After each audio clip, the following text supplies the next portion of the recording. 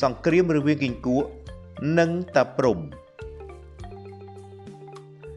សម័យព្រេងនាយវេលាមួយពិភពលោកកើតទូរភឹកក្តៅហួតហែងគ្មានភ្លៀងសោះ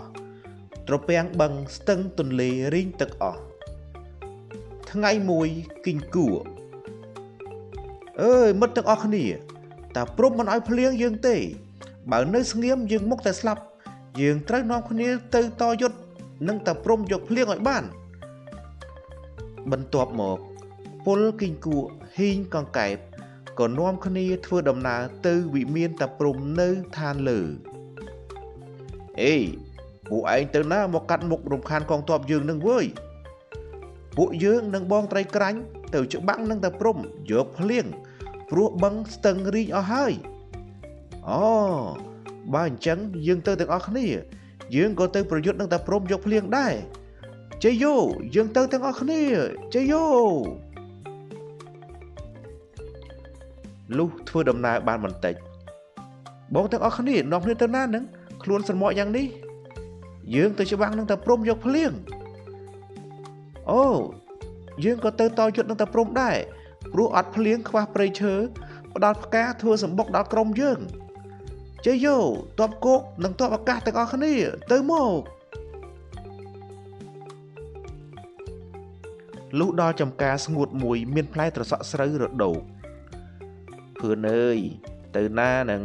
ឲ្យយើងទៅជាមួយផងតែខំយើងស្ងួតស្លាប់អស់ហើយតោះយើងទៅទាំងអស់គ្នាអញ្ចឹងមកដល់ព្រៃក៏ជួបវល្លិផ្ដៅកំពុងក្រៀមរញោមណែភឿនទៅណានឹងក៏សន្ធឹកម្លេះយើងទៅប្រយុទ្ធយកភ្លៀងភឿនអើយមិនអាសូរមិត្តរុក្ខជាតិគ្នាយើងទេឬស្លាប់ដោយដៃតែព្រំអស់ហើយឲ្យយើងទៅជាមួយផងតោះយើងទៅឋានតែព្រំទាំងអស់គ្នា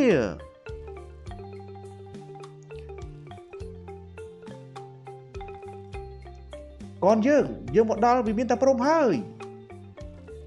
បងខ្មុំប្រុងវាសម្រុកនៅខ្លោងវាខាងមុខនិងខាងក្រោយណាបាទឯបងត្រីចែកគ្នាទៅពួននៅក្នុងពាងនិងផាងទឹកទាំងអស់ទទួលបញ្ជាបងផ្ដៅទាំងពីរត្រូវឈរប្រុងនៅមាត់ទ្វារប្រាសាទទទួលបញ្ជារីឯបងត្រសក់ស្រូវត្រូវទៅពួនទៀបជើងក្រោមអាសនៈតាព្រំបាទឯពួកយើងគីង្គក់ហ៊ីងកង្កែបជាទ័ពស្រួចយើងវាយលុកចូលជ័យយោចូលកូនយើងតាព្រំឮសម្រែកសន្ធឹកក៏ស្ទុះរត់ជន់លើត្រសក់ស្រូវដួលផ្ងាក្រោយអូយយោឈឺណាស់អូ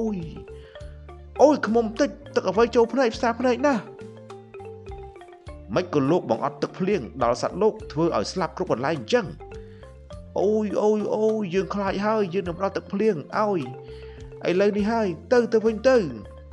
ទេយើងមិនព្រមទៅទេខ្លាចលោកផ្ដល់ភ្លៀងតែមួយមេរួចក៏ឈប់វិញនាំឲ្យយើងពិបាកលើកទ័ពឡើងមកទៀត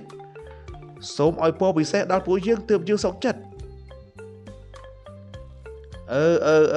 បានយើងព្រមពេលអ្នកឯងត្រូវការភ្លៀងឲ្យគីង្គក់ហ៊ីងកង្កែបសង្កេតថ្មិញបន្លឺសម្លេងពីក្រៅមកយើងនឹងបង្អុរភ្លៀងឲ្យភ្លាមណាជ័យយោឈ្នះហើយជ័យយោឈ្នះហើយសត្វទាំងអស់ក៏មកលំនៅរៀងខ្លួនវិញតាំងពីពេលនោះមកពេលណាគីង្គក់ហ៊ីងកង្កែបសង្កេតថ្មិញបន្លឺសម្លេងក្រតអែបអុកហ៊ីងហងភ្លៀងក៏ធ្លាក់មក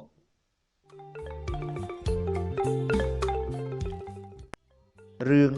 សង្គ្រាមរវាងគីង្គក់និងតាព្រំចប់ដោយបរិបូរណ៍